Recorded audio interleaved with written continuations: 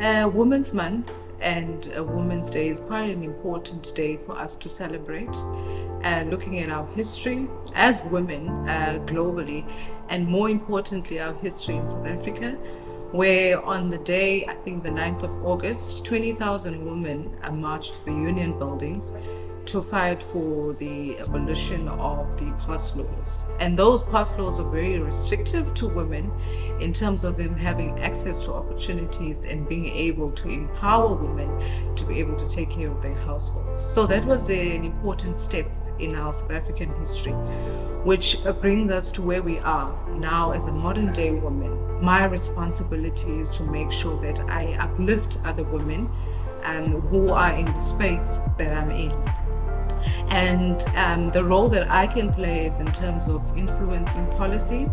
At the moment, the president has taken quite a bold initiative in establishing the Department for Women and Children, and it's important that we understand the work that's being done in that department, especially looking at the leadership level in South Africa, where there's still much that needs to be done in terms of women representation.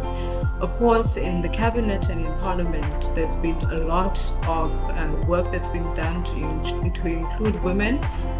Looking at the statistics, about 46% or so of the women in cabinet have been placed in strategic positions to ensure that women have a voice in policy making in South Africa and in the future of this country.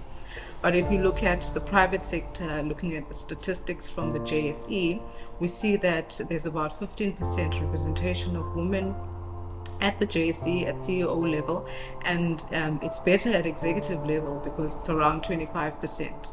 But that being said, there's still a lot that needs to be done. And if we look at the issues of GBV in South Africa as well, I mean, women's rights, as much as we've made those strides, women's rights are still under threat, and there's still a lot that we need to do. There's still a lot that we need to do to educate the men as well. Educate the men in terms of how to live with an empowered woman. Educate the men in terms of understanding that it's not one over the other. It's how do we all find a greater path for everybody who lives in this country, and that if we work together as women and men, we can chart a different future for our country and for our kids.